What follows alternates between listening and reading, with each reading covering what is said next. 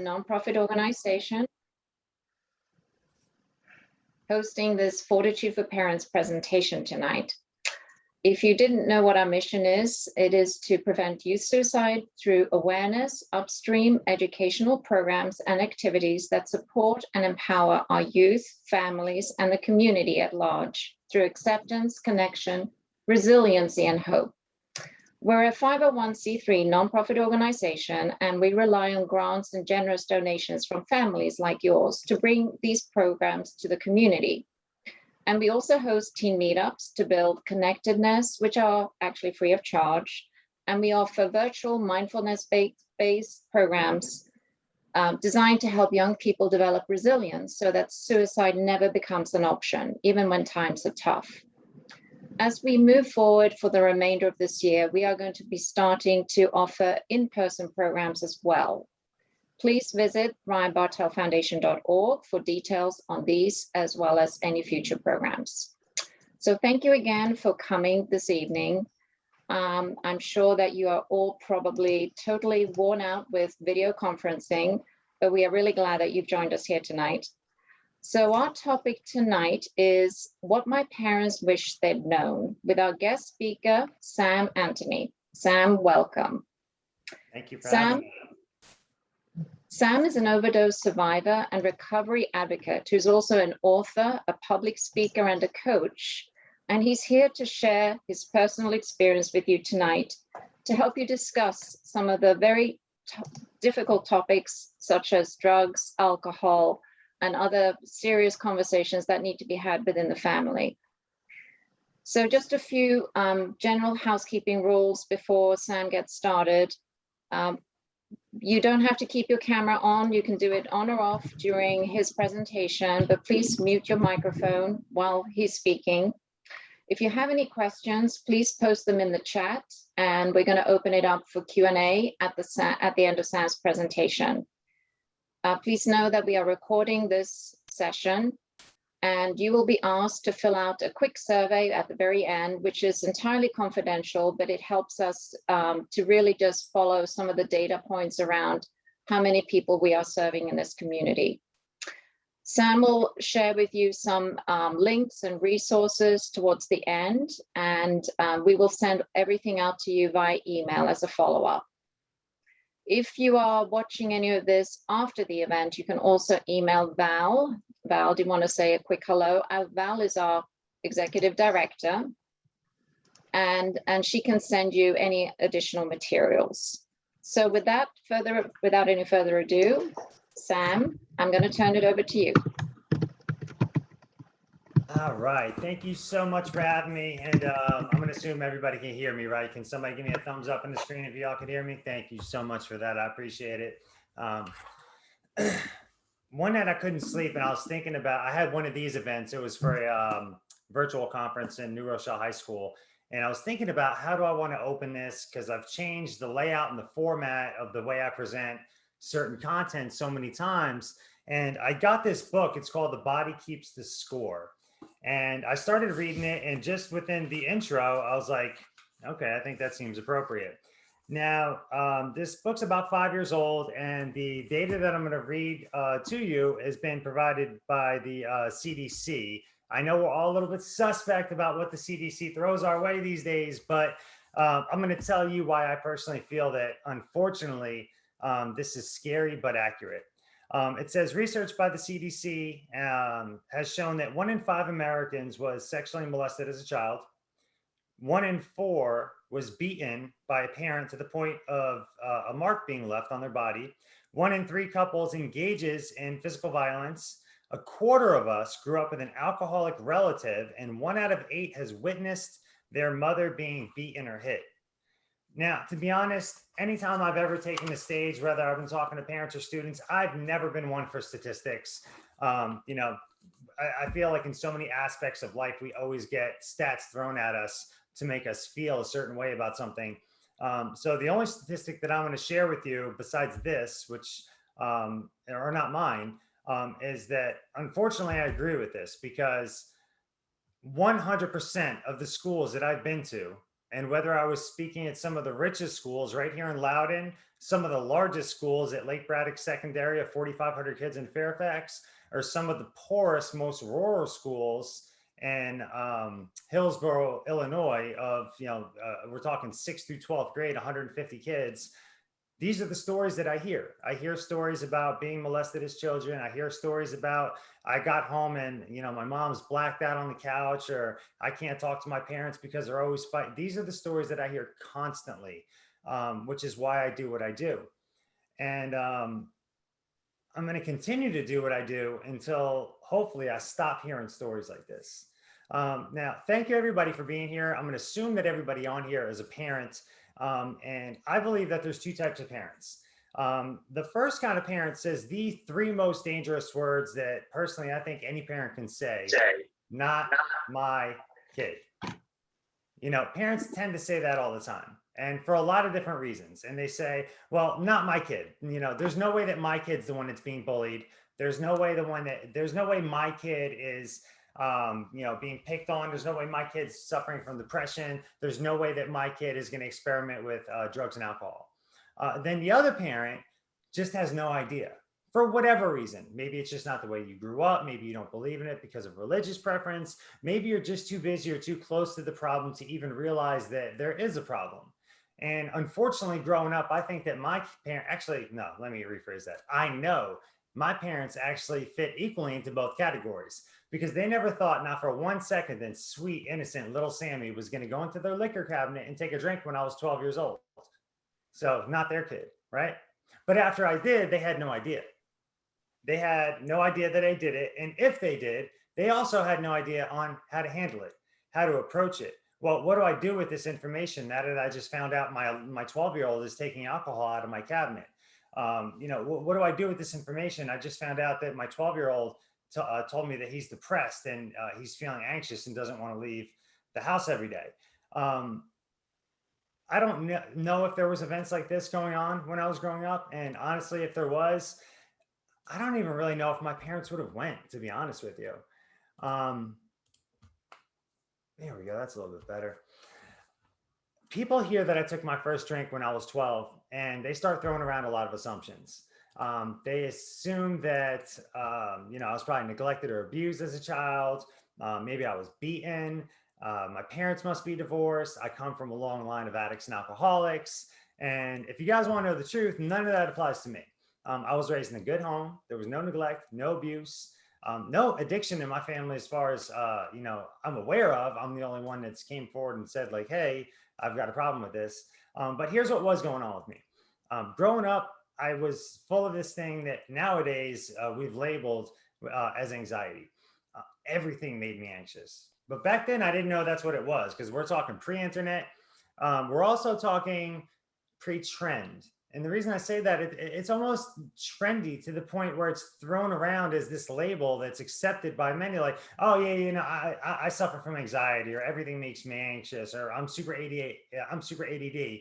But the reality is there's a certain severity that comes along with these levels of anxiety that people are feeling these days. And I know I experienced it early on, as early as I could remember, being 12 years old, meaning when I woke up in the morning, I didn't want to leave the house. When I woke up in the morning, I had this feeling in my stomach and I was scared to go to school. I had no social skills. I was scared to talk to girls, scared to talk to anybody, because they didn't teach social skills in school, and it wasn't being taught to me at home.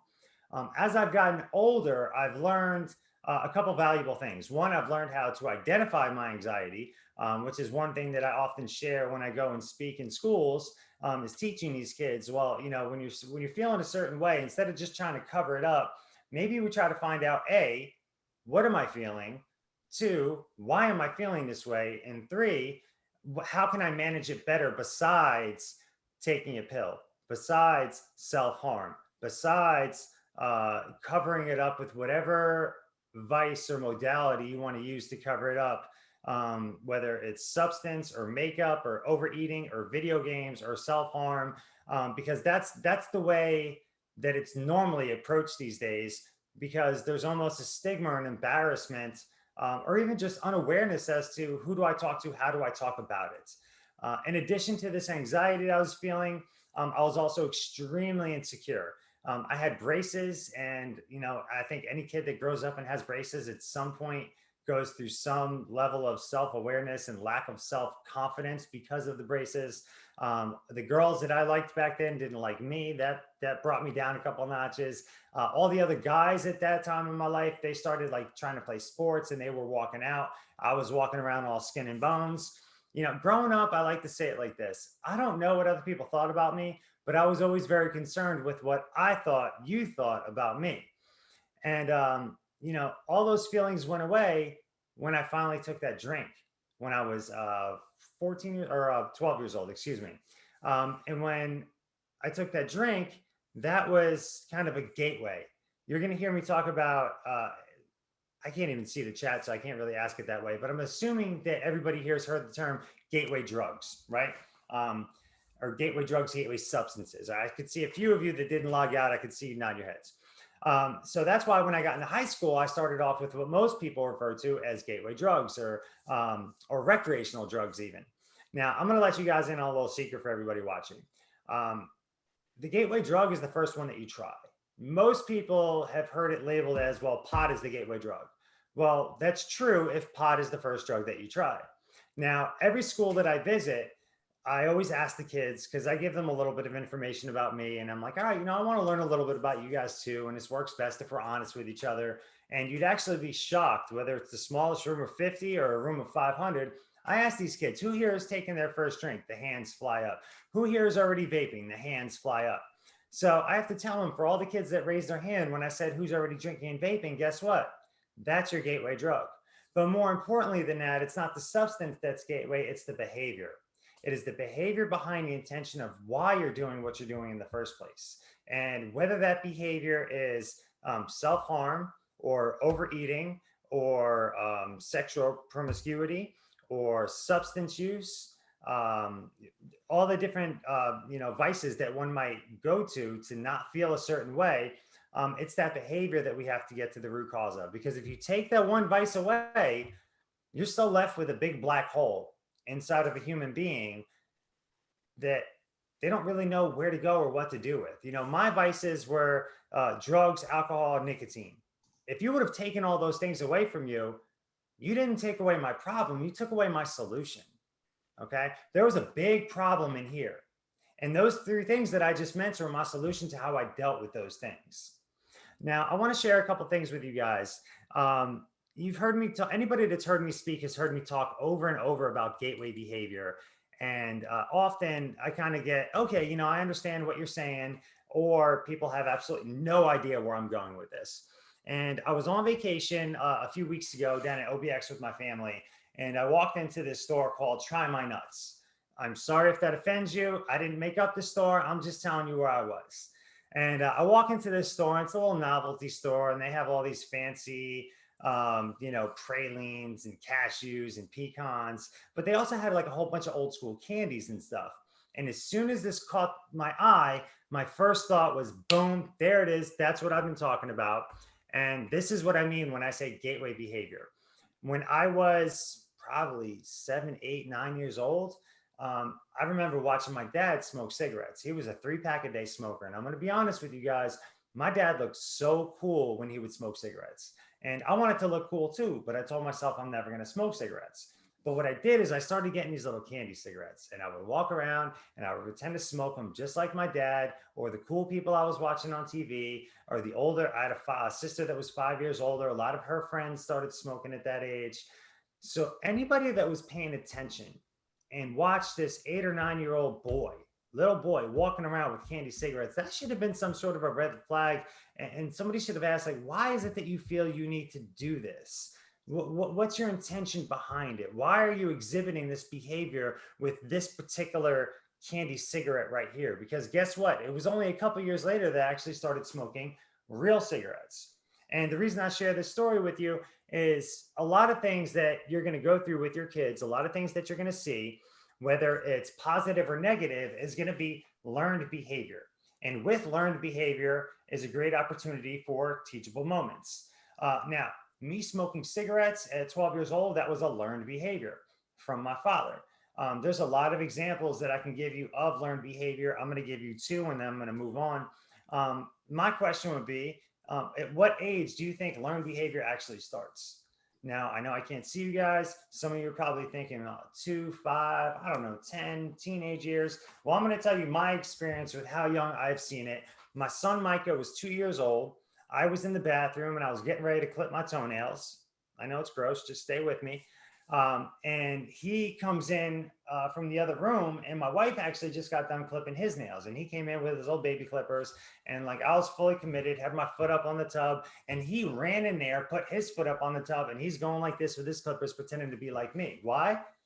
Learned behavior. He sees me doing something, he wants to do it too. What if I was constantly running to the fridge after every commercial during the big game and cracking a can? What if he sees me walking around with one of these devices and blowing smoke rings out of my mouth? That's something I used to see my father do. He would blow smoke rings. I thought it was cool. I wanted to do it too. A more positive example of this is I'm also a personal trainer and I train out of my garage. And one day, a group of 3 or 4 young boys was driving by, and I was actually working out with my wife. And I remember they did a hard stop and they were staring in my garage as my wife and I were working out.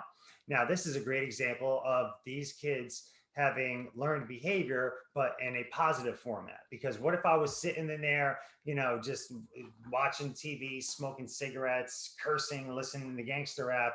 But no, they saw me doing something positive. So that learned behavior within your household, or even when your kids are at somebody else's household, is going to be prevalent.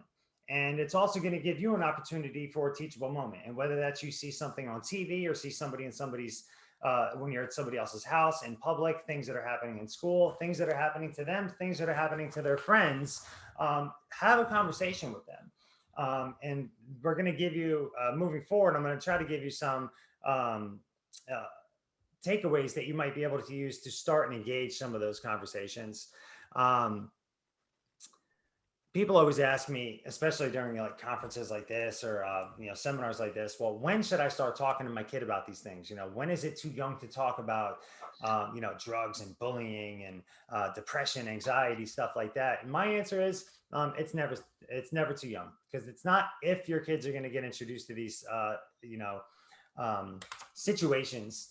It's when they're going to be introduced to these situations. So when it happens, you want to make sure that you've got some information in your back pocket that you can share with them, that you got from a reliable source, that hopefully is going to make things go a little bit easier for you and for them.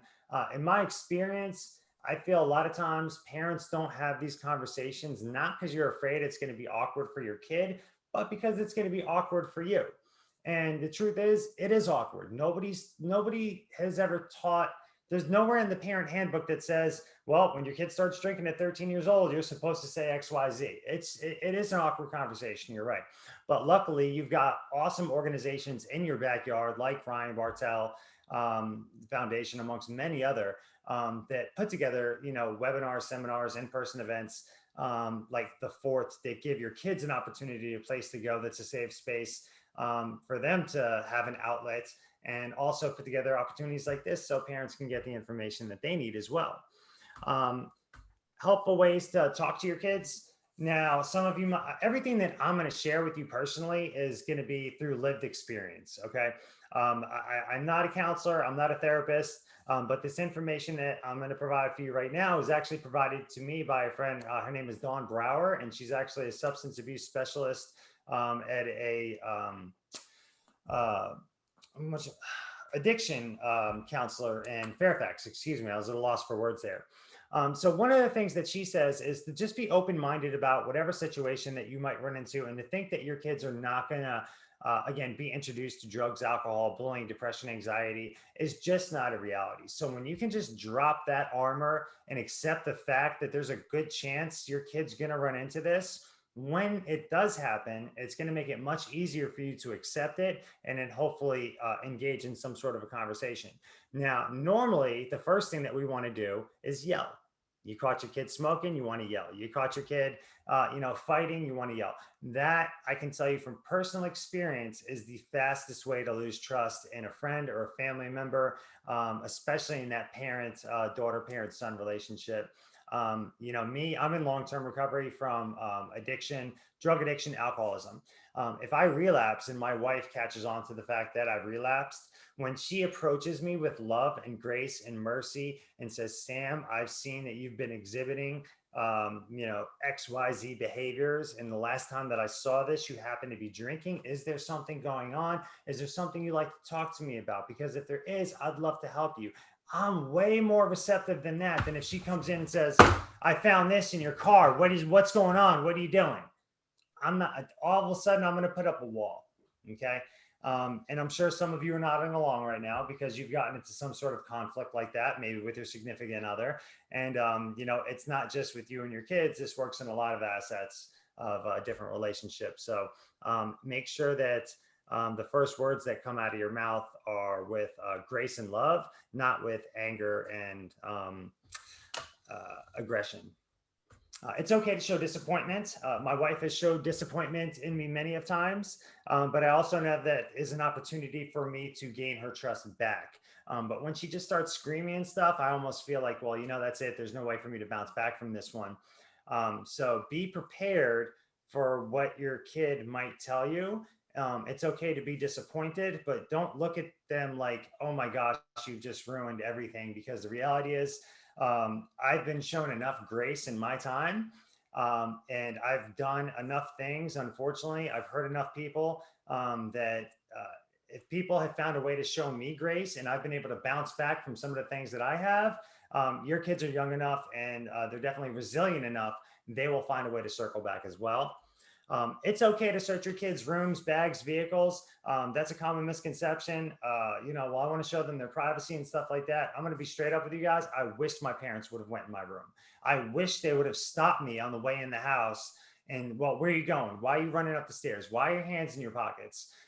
Maybe if they would have done some of those things and found what it is that they were looking for and had a conversation like this when they found it, it might have saved me I don't know, 6 arrests. It might have saved me an overdose. It might have saved me some jail time. It's okay to search. It's okay to talk. Don't scream. It's okay to show disappointment. This, I have to say, is one of my favorite ones. Write out a clear consequence plan ahead of time and have them be a part of it. This is going to show them respect for not only the journey, but for the consequences. So if your kid's favorite thing is the fact that they're the captain of their football team, okay, well, we're going to do random drug tests once a month, and you're going to write down, it's your decision that if you get caught giving me a positive test, you get a warning on the first one. Second one, guess what? You're not playing football this weekend. It's going to show them a lot of respect for the rules, and you know, definitely be a great learning experience for everybody. This is 5 out of 15 things that Dawn's provided me with. If you go to samanthonyspeaks.com, which is my website, I've packaged a lot of the things that I'm saying to you right now in addition to this and additional content. It's all for free. You could register for it on my website.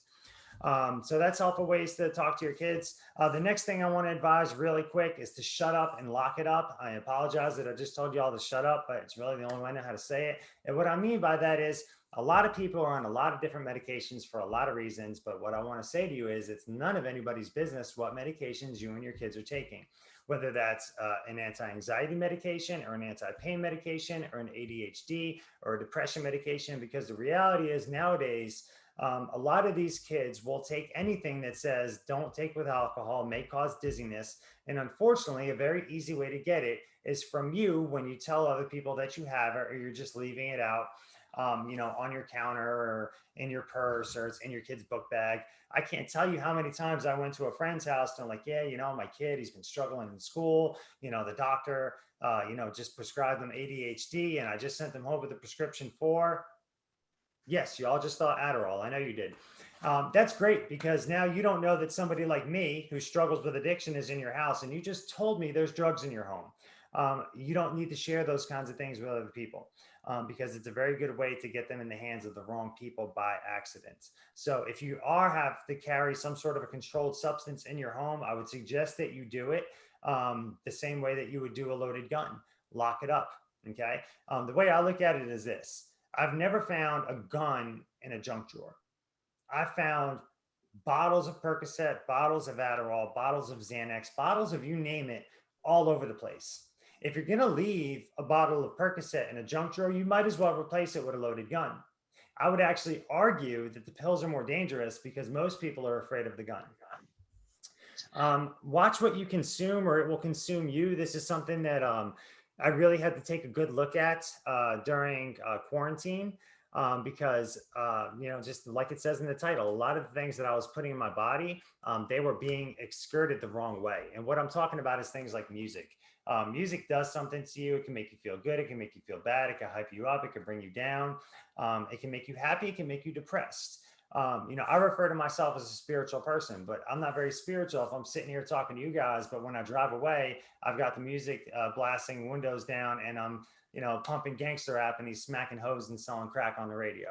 Something that comes in of you has to go out of you in some way, shape, or form. And whether that's music, TV, movies, being in recovery myself, I have a very difficult time watching movies like Scarface and Blow, where they're doing a lot of drugs and stuff like that. That does something to me. It makes me feel a certain way. And I talk to these kids and I ask and I tell me about your day, man. Oh, well, I listen to gangster rap all day and I listen to Cardi B and Lil Wayne. Well, all right. Well, what do you watch on I go home and I watch Dexter. All right. So you listen to gangster rap where they're selling crack on the radio and they're talking about hoes, and then you're going home and watching movies about serial killers. No wonder you're anxious and depressed. And we haven't even started to talk about the video games they're playing or what they're eating yet.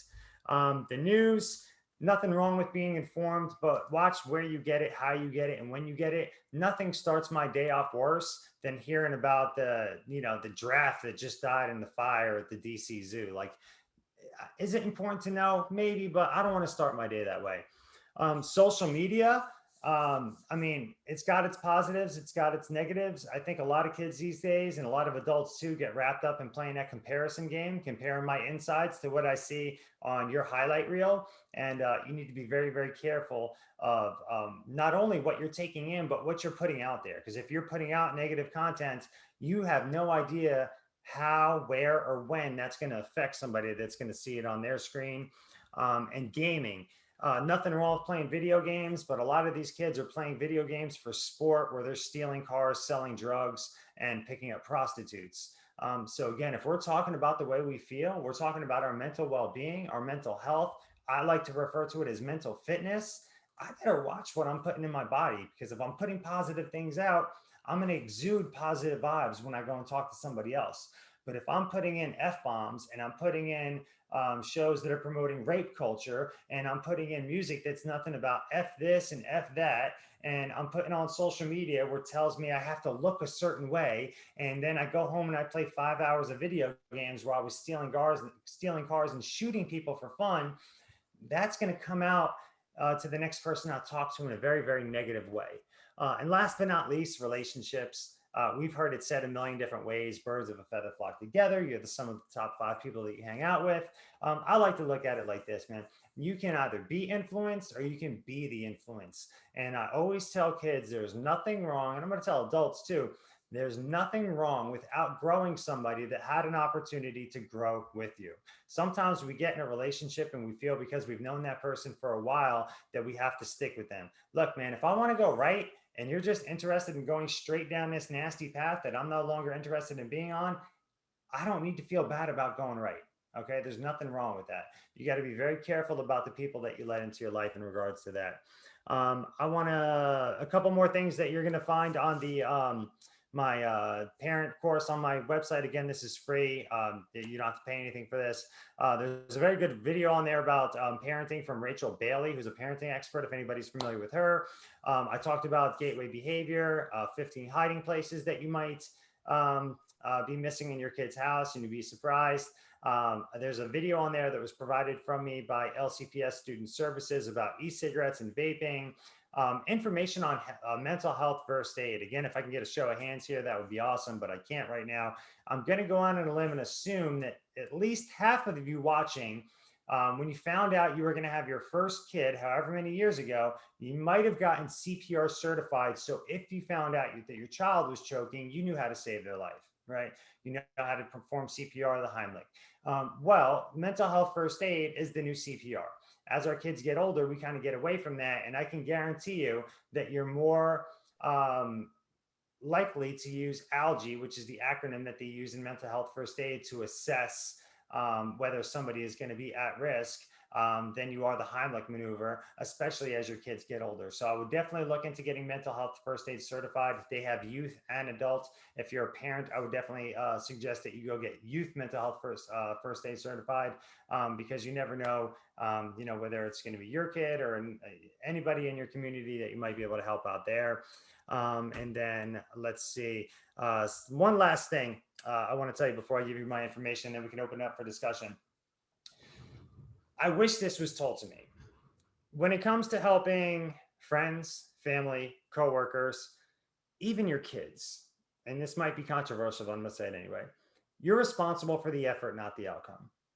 You're responsible for the effort, not the outcome. I lost several friends to suicide, intentional and accidental, over the years, whether it was overdose or he intentionally left that note. And I remember thinking to myself, like, well, what did I miss? What could I have done different? If I was only here, if I would have said that one thing. And then somebody told me the 3 C's. And the 3 C's are: Sam, whatever was going on with that person, you did not cause it. Whatever was going on with that person, you couldn't change it. And whatever was going on with that person, there was nothing you could do to cure it. And unfortunately, that goes with your kids. You're responsible for putting in the effort, and everybody that's here right now is putting in a good effort to learn in case they ever come up across something where they might need some help. But just remember that. If anybody needs to get in touch with me once we get off of here, I think I left about 30 minutes for Q&A, give or take a few. SamAnthonySpeaks.com. You can reach out to me on social media, send me an email, send me a phone call. And with that, I want to thank you guys for being here and listening to me talk. And I think Susie is going to want to open it up. I think she's got some good questions that already came in. Yeah, we're just taking a look here. Thank you, first of all, Sam. That was great to hear from you. And I have seen so many of your presentations on video, and I've seen you live, and you're a very powerful speaker in front of these kids. And I know that you have a huge influence on them. So I can't thank you enough for being here. Thank you. So let's open this up for some questions. And I know that Val's been receiving some. I'm going to turn it over to Val and see, have you actually received any questions in the chat box? I have a few. Sam, can you talk about the legalization of marijuana and the impact to teens? I get this one often, especially now that July 1st is come and gone. So legalization of marijuana, it is what it is. I'm a firm believer of just because you can do something doesn't mean you should do something. It's legalized now, but there's still rules, just like alcohol. You got to be 21. You're supposed to get it from a dispensary, which is not where they're getting it. So if they're not following those rules and basis, technically they shouldn't be doing it. Is it safer? Honestly, I'm not a fan. Being in long-term recovery myself and having a huge history, a negative history with opioid pain medication, I actually went and got my medical card to see if that was going to be a safer alternative for me versus taking something like a Percocet after I had a surgery. And to be honest, I didn't get anything out of it. I didn't enjoy the way it made me feel. I didn't like the whole process. I don't feel like it was more or less beneficial one way or the other. But again, that's not the way the kids are using it. They're not taking the gummy as a version of, okay, I'm going to take this instead of taking, a Percocet because I went down that road before. No, they're doing it to get high. They're doing it, as a means to feel a certain way. Whether it's weed or cocaine or ecstasy or K2 or just a regular vape, I always go back to the why. Why are you doing what you're doing? Okay. Because we can take away the weed, we can take away the coke, we can take away whatever it is we take away. There's still an underlying problem in here. And whether it's legal or not, still doesn't get to the root cause of why they're doing what they're doing. And that's where that additional layer of communication comes in, whether it's therapy, treatment, cognitive behavioral therapy, CBT, whether in-person, out-person, IOP. There's so many different avenues that you can get down to get to the root cause of that why, but forget about what it is that we're talking about. Get to the bottom of the why, because if we don't get there, it doesn't matter what the vice is. And thank you. So jumping to the next question, is there a causality between mental health and addiction, or addiction and mental health? I mean, trying to say which one came first, the chicken or the egg, I guess that's been, trying to been answered for a long time. I personally think it could be both. I think that there's a lot of people that start off as self-medication because they don't know what it is that's going on with them. They haven't been clinically diagnosed as bipolar or depressed or anxious or whatever it is that they're going through. So they start to self-medicate, and it's usually very humble beginnings. Maybe it's Robitussin, and they graduated and they stole a beer out of the garage one day, and all of a sudden that leads to an addiction. But then there's also points where I have fell into deep, deep depressions coming off of the drugs from the side effects of the long-term abuse of the alcohol. And because alcohol is a central nervous system depressant. It's also a mental depressant when you use it for a very long time. The side effects coming off of such of a hard opiate like a Percocet and an OxyContin, they leave you extremely anxious and depressed. So honestly, the answer is it can be both. And the only way to get to the bottom of which one's which is to find a doctor that specializes in what they refer to as dual diagnosis to determine which one came first to prescribe the proper avenue of treatment for that individual. Thank you. The next question are, some parents let their underage teens drink beer and wine at home with parents. What are your thoughts on normalizing alcohol consumption in a way parents can monitor this behavior? Another conversation that's been going back and forth, and I'm never going to appease everybody with the answer. I grew up in a household where underage teenagers could drink as long as nobody was driving. I was 12. I watched my sister drinking when she was 17. Therefore, I wanted to do it too. It's not safer. Especially nowadays with all the underlying issues and concerns, you never know when somebody's got that bug. And, the reality is, I don't have all the details. I don't have all the data nor the ability to communicate properly what the growing teenage mind and brain has going on from a developmental standpoint and how alcohol and marijuana consumption hinders that. If there's anybody on here with the Ryan Bartel Foundation that would like to piggyback that, please jump in. But with that aside, it's just you're rolling the dice on whether they've got the underlying thing that we call addiction. And when you're 16, 17 years old, that's just not something that you want to find out. Again, going back to the gateway behavior, what's going on with you that you can't socialize in a room full of your peers and not be comfortable until the red Solo cup is in your hand? Well, again, now we're looking back inside. If I take the Solo cup away, I don't care if you're 15 or 50, and that translates. I see it in adults. I see adults that cannot go to a happy hour and socialize in a room full of their peers. And we're talking 30, 40, 50 years old and not be comfortable until they've got that martini in their hand. I can guarantee you, if we look back, that behavior exhibited at 16 years old. And since they were never taught how to deal with it then, they don't know how to deal with it later on in life either. Yeah, we do actually have one of our board members, Denisha Hamilton. She is a mental health therapist. Hi, Denisha. Thank you for joining us. Hello. I wanted just to see if you had any additional color that you could share on that particular question. Absolutely. So the teenage brain, as we know, is in a developmental stage. If you look at a teenage brain and a toddler brain, they actually look very much alike because it's the time of our lives where we're obtaining the most information, we're growing, and our worlds are changing. So introducing any sort of substance to a developing brain actually halts the process. And as Sam said so fantastically, we don't know what we may be triggering when we're introducing these substances to these developing brains at 14, 15, 16. Dealing with teenagers every day, I've spoken to a lot of parents that do feel like normalizing and helping their teenagers understand where their limits are at home will prevent it from outside, from them engaging in those behaviors outside. Really what it does is it gives them a false sense of thinking that they can control something that they really can't control. So I would say it's not necessarily safer. I think for parents, for adults, we tend to think it's safer, but it's a difficult thing to help them navigate.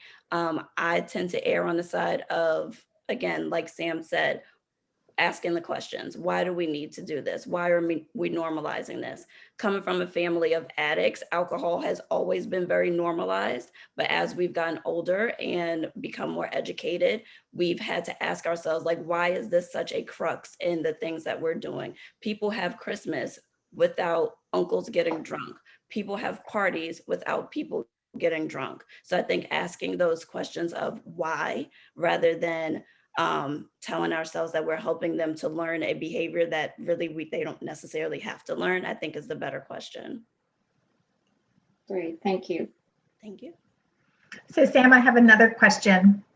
So if your parents had approached you with kindness and patience when you were 12, do you think that you would have listened, or would you have sort of bucked as normal teenagers somewhat do? I'm sorry, it was a little bit choppy when you come. Can you repeat the Oh, latter sure. question? So if at 12, if the 12-year-old Sam, if your parents had approached you with kindness and patience and love at that point in time where you were beginning to experiment and beginning to use, would you have been open to that type of parenting, or would you have bucked like normal, teenagers do, kind of rebel against what the parents are trying to get you to do? I mean, that's the what it could have shoulda is a very tough game to play in any scenario.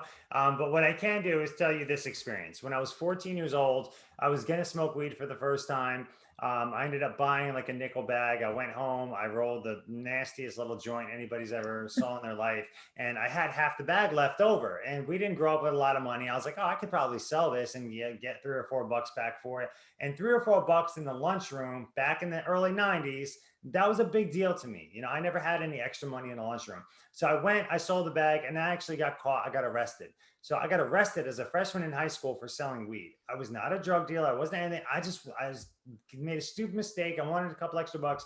When I got home that night, my dad never hit me. My parents never laid a hand on me. I deserved the loving smack that I got in the back of the head that day. My dad was an Italian from New York, Brooklyn, didn't communicate very well.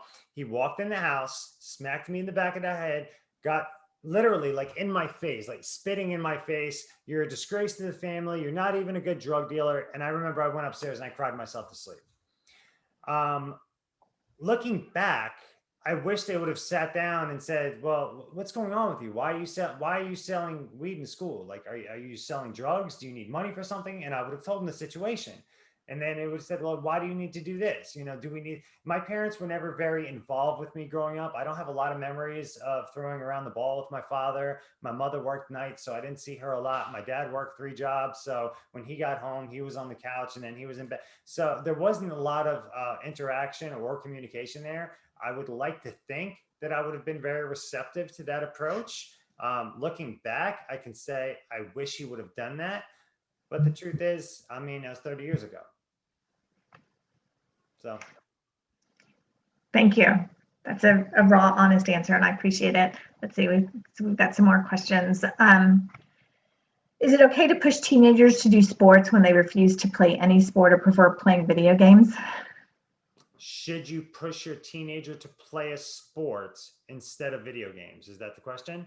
Yes. I definitely push them. No. Encourage them. Yes. I mean, you never want to force anybody to do anything, especially teenagers. You want to encourage and plant seeds. Perfect example. I've been doing a lot of youth mentorship, but I've been doing it through personal training. And I had a young man, his parents brought him over yesterday. And as soon as we got here, I'm like, hey man, what's up? Why are you here? He's like, my mom brought me.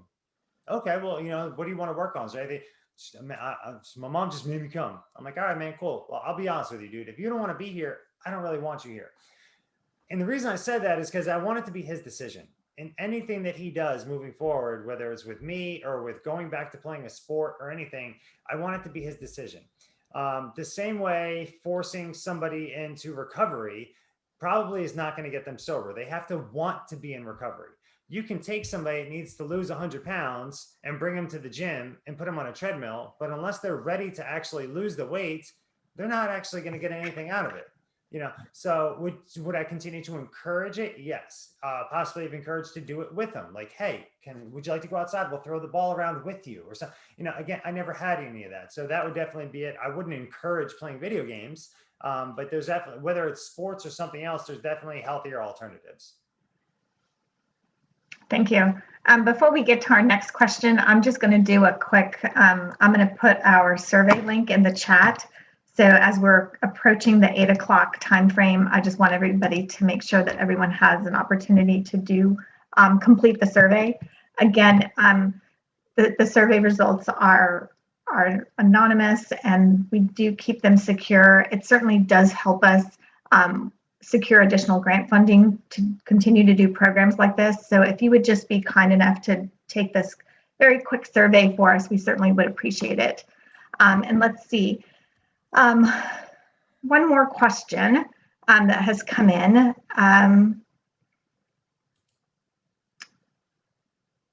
How do parents, so from an experimentation, kids and experimenting, can you just again reiterate what you had said might be the best course of action for parents to take if they do find that their children, their teen, has experimented with drugs or alcohol? So if you find out that your kid is experimenting with drugs or alcohol, first, you're going to want to sit down and have a conversation with them when they're not under the influence. If you catch them coming home high, don't talk to them then. If they're drunk, don't talk. Let them go upstairs, sleep it off. The next morning or even the day after, let everything kind of settle down because you're going to be too emotional. They're going to be too emotional. And anybody that's married here knows that talking to somebody who's overly emotional goes nowhere fast.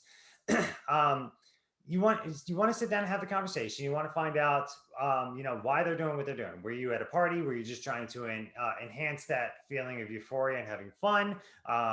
Was it peer pressure? Are all your friends doing it and they were making you feel stupid for not doing it? Are you depressed or anxious? And the reason that you're doing it is you're trying to cover it up. If that's the case, we can go get you the help that we need. But you just got to continue to ask those questions and get to the root cause of that why. Be prepared for what you might hear. You might hear, I've been at schools where I've had 14-year-old girls come up to me and tell me that, hey, I don't really know what happened, but I think he raped me last year. I've had 16-year-old boys here in Loudon tell me, I've tried to commit suicide twice.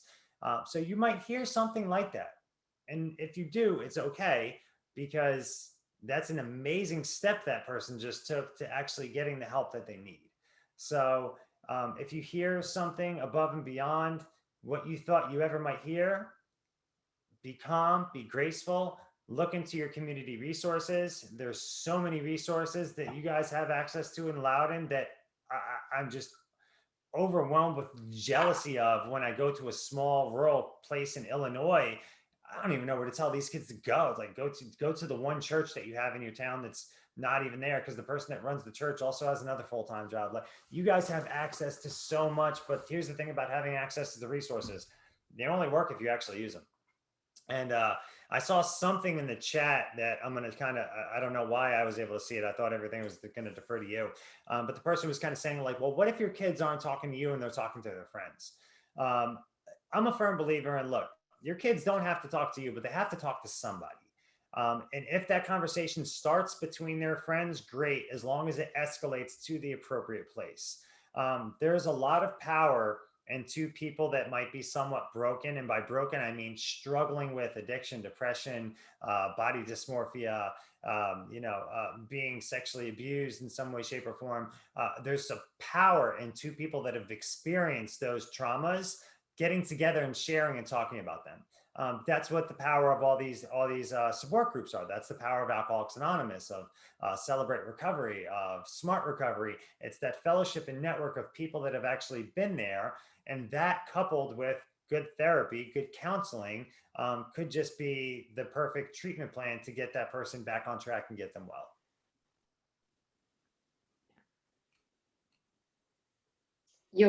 You're on mute. Sorry, one last question, but and then to the rest of our participants, you're certainly welcome to type anything in the chat. I'm happy to ask. The difference, Sam, can you, maybe this is a Denisha question too, can you maybe touch on the differences between real issues and normal teenage behavior? I had a girl come up to me and tell me that she was struggling with depression, anxiety. And I was like, well, did you go home and talk to your parents? And her response was, well, I talked to my parents. They said, I'm just being a teenager. Take everything seriously. Okay. Yeah. Take everything seriously to start off. Okay. Don't just write it off as being a teenager. The things that these kids have access to now, the things that they're hearing, the things that they're seeing, the things that they're saying, the things that they're experiencing are not the same things that you went through. And I don't mean to be condescending when I say this, because I know some of the people that are listening to might be older than me, might be younger than me, but they're not the same things that we went through when we were kids. So if you hear somebody saying anxiety is a real thing, depression is a real thing, bipolar is a real thing, these are all real issues. And just because you didn't experience it, all right, or maybe you did and you just dealt with it a different way because that's the way that you were raised, take everything seriously. Listen to them, take them seriously, and then you can move forward and find the appropriate counsel that you need to after that. If Denisha has anything to add, I'll defer to her.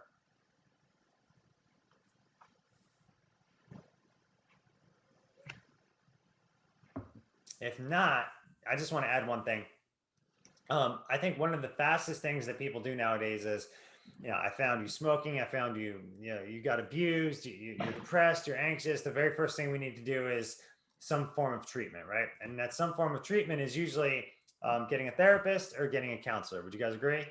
I can see a few of you. So Yes. for those that I can see are agreeing with me, I'm going to tell you from being in a couple of different treatment programs and seeing a couple different counselors, finding a good counselor is a very intimate relationship. And I've met with a lot of people, adults and kids, that have said, well, I tried counseling, it didn't work. I'm like, all right, well, tell me about your counseling experience. What happened? Oh, well, I went and I saw this guy and, we met, I just didn't like him. All right, cool. Well, for everybody here listening, I assume everybody here has been on a date. I assume everybody here has been on a bad date. Well, I'm going to assume that after that bad date, you didn't stop dating, right? You kept dating until you found the right person. Well, it's the same thing with finding the right counselor and the right therapist, right? And when you find the right person and that relationship clicks, you're gonna have a very powerful experience once that happens. All right. But don't take your kid to therapy one time and let them tell you it didn't work. Why didn't it work? Well, I didn't like that person. What didn't you like about? I don't know. They just weren't relatable. I'm a 16-year-old girl and he was a 45-year-old man. Okay, cool. Would you like to meet with a 30-year-old woman instead that's got more in common with you? Let's get to the bottom of it and find the person that's actually going to work for them. I 100% agree with that, Sam. And I think that you worded that really, really well. I tell people all the time the relationship works if you put in the work. So most people don't immediately click with their therapist, don't immediately click with most people. But if you feel like you can work on it, have those conversations. If there's something that's not working, again, like Sam said, we don't just stop. I know, having been a therapist, being a therapist and working with teenagers, a lot of times it's also people just aren't ready. And so teenagers will come in because their parents want them to come in and they're expecting immediate results. Oh, you saw my kid 3 times and I don't see any change in behavior. Well, this problem didn't happen overnight. It's not going to be fixed overnight. So these things take time, they take effort, they take energy. It means creating a relationship. No one is going to come in and spill all their beans about how awful their lives have been to a stranger. So you've got to build a relationship. You've got to understand their perspective. Sometimes as the adult, it's also being prepared that you may get some feedback about things that you might not be prepared for.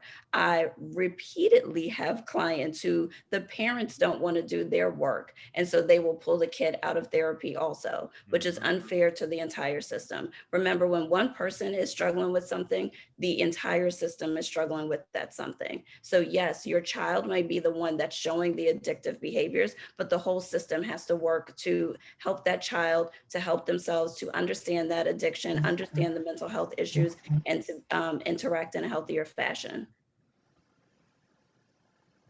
Great advice, Denisha. Thank you. So Val, we're coming up on 8 o'clock. First of all, I just want to thank Sam again for just being here tonight, taking time out of his busy schedule. He's got 3 young kids below the age of 5. So I know what it's like. And just thank everybody here for taking time out of a beautiful summer evening to come and spend it on a Zoom call. I hope you have found it very helpful and useful. And Val, can you please share what the date of our next parental panel is? Sure. Jen, do you have that slide?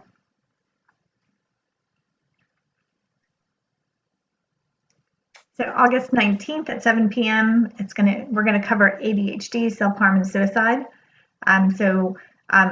You can register for that on our website. I certainly hope that you will participate and join us. It's going to be a great workshop. And then also keep on checking on our website for our teen programs, our teen meetups, the Fortitude workshops, and then our in-person fort that will be hopefully restarting in August. So we're excited to be back in person with our teens. So keep checking there. So thank you, Jen. Wonderful. All right. So we're going to wrap up. Thank you again, everybody. I wish everybody a very good evening and enjoy the rest of your summer. Good night. Thank you so much. That Good everybody. night. Thank you for having me. Thank you, Sam. Thank you.